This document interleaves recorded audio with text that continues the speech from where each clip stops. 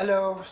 I started to write like this story series called "The Modern Bearded Lady," and this is chapter 3 that I've written. Don't judge me. One day in the land of Gayz, a modern bearded lady sat in her parlour in a reflective state. They were pondering about their dear friend, Dame Vinohouse. This dame was not regal. As a matter of fact, they were far from it. The bearded lady pondered on the well-being of their dear friend and her companion.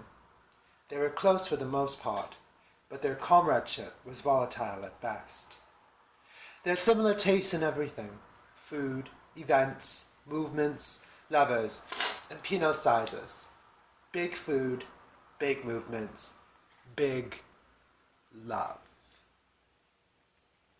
Each were a force to be reckoned with, and like a hurricane, neither could be tamed or reclaimed.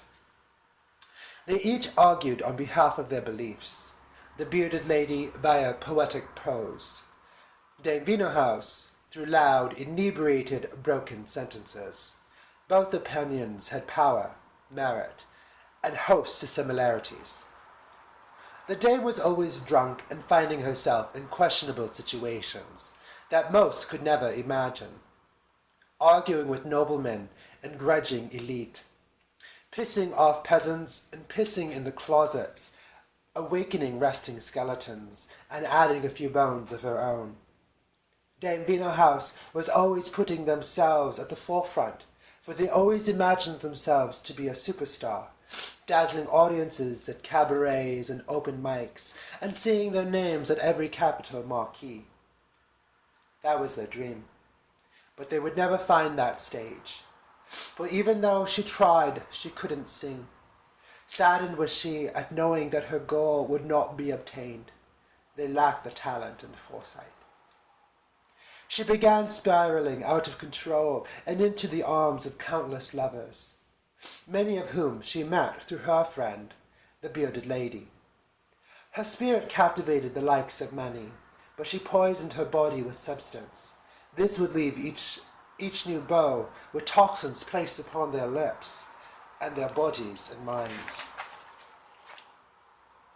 Her spirit no longer mystified her suitors, which impacted the relationships of her loved ones and networks, including the beloved bearded lady, even to the point that the bearded lady became no longer welcomed by differing circles. Her companionship with Dame Vinohouse was now fracturing the social fabrics of the bearded lady's well-being of design. Then one day, the bearded lady lost her cool and yelled at Dame Vinohouse. "You mustn't poison me any longer. A destroyer of worlds and violator of society. You are wise, but insist on chasing demons that rest in the bottom of goblets. Your heart has become dark, which now clouds my horizon. A sense of false hope is what follows you. Your longing for gold, acclamation, and trinkets is what devours your soul. You believe that your dreams are nightmares come to fruition. Yet you cannot see that real boogeyman is within your own afflictions of refusing self-care. You sang before for others around you, and now you have lost that tune. Your voice. Dame Vinohouse, I banish you and your tarniship that surrounds you. You mustn't hurt your followers and lovers, what few you retain no more. Reclaim your role within my own individual queendom. One day will be an allowance once you search the dark realms of solitude for your soul. I hate you for your non-desire to change. Learn from the beast that stalks you to desist your actions of self-violence and pain. Dame Vinohouse, I banish you into darkness for the sake that is good and for the sake of my sanity." And with this frozen verbiage, Dame Vinohouse and our lovely bearded lady parted ways. Our lady watched the dame turn away, guilt-stricken, with tears in her eyes, the smell of booze on her breath, and with cut marks on her arm. She turned away without looking back and vanished into darkness.